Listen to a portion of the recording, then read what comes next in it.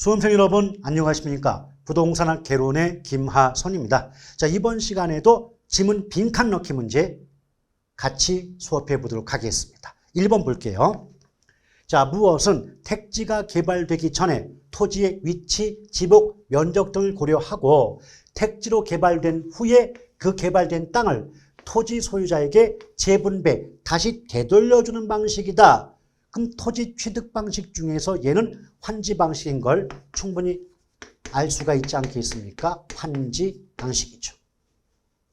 자, 2번 볼게요. 도시 및 주거환경 정비 법령상, 그렇죠?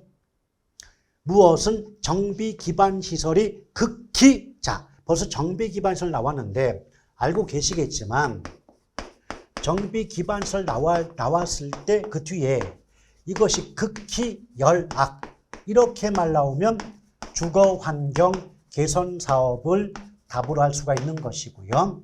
또 그냥 열악이라고 나오면 재개발. 또 양호하다고 나오면 재건축이 답이 된다고 했던 거 기억들 나시는 거죠? 그래서 벌써 극히란 말 나왔기 때문에 그 뒤에는 열악하다는 말이 붙을 거고 극히 열악이 나왔다니까 이것은 주거환경 개선 사업을 의미한다라고 보실 수가 있겠죠. 자, 3번 볼게요. 자, 무엇은 임차자 총 수입의 일정 비율을 임대료로 지불한다. 자, 수입의 일정 비율을 임대료로 지불하니까 비율 임대차가 답이 되죠.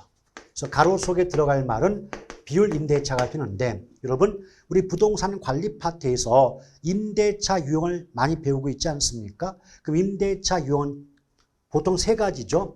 총 임대차, 순 임대차, 비율 임대차 세 가지를 구분하는 게 일반적이지 않습니까? 이때 총 임대차는 주로 주거용 부동산이죠. 순 임대차는 주로 공업용 부동산에 적용이 되고요. 비율 임대차는 상업용 또는 매장용 부동산에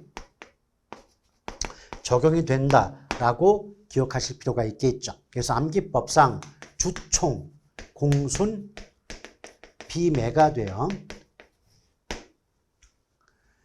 자, 4번 볼게요. 무엇의 원리는 소비자가 대상 상품을 구매할 때까지 나타나는 심리적 변화의 4단계. 이것은 고객 점유 마케팅의 기초가 되는 아이다.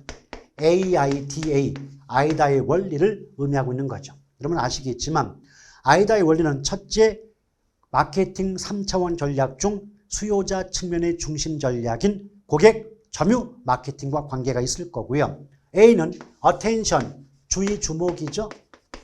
I는 interest, 흥미 관심. D는 desire, 욕구 욕망.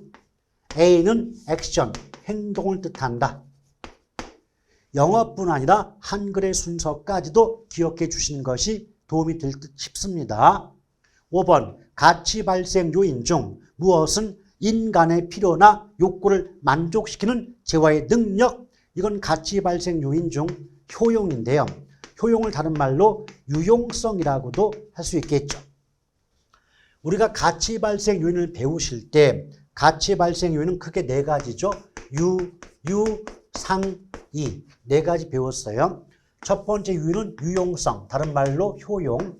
두 번째가 유효수요. 상은 상대적 희소성이죠. 또 이는 권리의 이전성을 의미하는 거예요. 그래서 유용성부터 상대적 희소성까지는 굳이 구분한다면 경제적 측면이죠. 경제적 측면의 가치 발생 요인이지만 그에 비해서 권리의 이전성은 법률적 측면의 가치 발생 요인에 해당이 된다라고 볼 수가 있겠습니다. 아시겠죠? 자, 6번 지역 분석은 해당 지역의 무엇 및 지역 내 부동산의 무엇을 판정하는 것이다. 일단 지역 분석은 가치 형성 요인 중 지역 요인을 분석함으로써 해당 지역의 표준적 이용과 그 지역 내 부동산의 가격 수준을 판정하는 데 또는 파악하는 데 목적이 있다라고 배우셨던 기억이 있지 않습니까?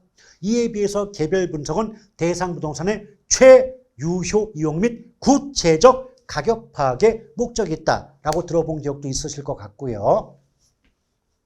자, 7번 볼게요. 무엇이란 대상 부동산이 속한 지역으로서 부동산의 이용이 동질적이고 가치 형성 요인 중 지역 요인을 공유하는 지역이다. 우리 지역 분석의 대상 지역에는요, 인근 지역, 유사 지역, 동일 소유권 세 가지가 있는데 이 내용은 인근 지역을 의미하죠. 이런 내용들도 어떤 학자들의 주장이 아니라 감정평가 규칙이라는 법의 조문입니다. 있는 그대로 기억하고자 노력할 필요가 있는 거죠. 자, 8번 가치 형성 요인이란, 자, 미리 말씀드리면 이 가치 형성 요인의 뜻도 감정평가 규칙의 규정입니다. 가치 형성 요인이란 대상 물건의 경제적 가치에, 자, 경제적 가치에 영향을 미치는 일반 요인, 지역 요인 및 개별 요인을 말한다. 그 자체가 법조문이에요. 자, 9번 볼게요.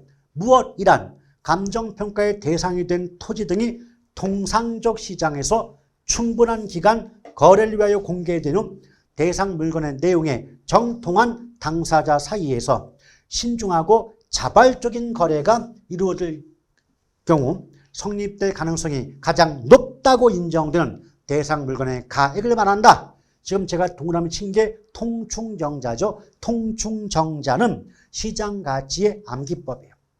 역시 이 문장 역시도 감정평가 규칙의 규정, 법조문입니다.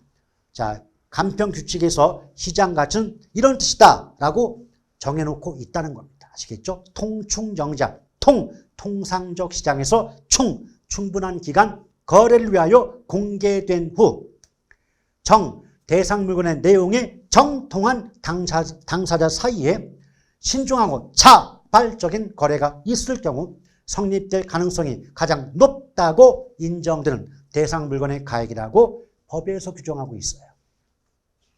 자, 10번 볼게요. 원가법은 대상 물건의 제조달 원가에 감가 수정을 하여 대상 물건의 가액을 산정하는 감정평가 방법이다. 이 문장 역시도 법조문이에요. 감평규칙의 규정이죠. 그래서 제가 누누이 강조드렸죠. 감평론 6문제 중에 2문제는 계산 문제로 고정되어 있고 나머지 3문제는 감평규칙의 규정만 정확히 기억해 놓아도 맞출 수 있고 나머지 1문제는 부동산 가격 공시에 관한 법률의 조문이 나오니까 법조문을 외우면 4문제는 맞는다. 6문제 중에 4문제 맞출 수 있는 거죠. 아시겠죠? 자, 이렇게 해서 간략하게 빈칸 넣기 문제를 풀어보았습니다. 자, 한 주 동안 좀 더 건강하고 활기찬 모습 가지시고 열공하시길 바라겠습니다. 대단히 수고하셨습니다. 고맙습니다.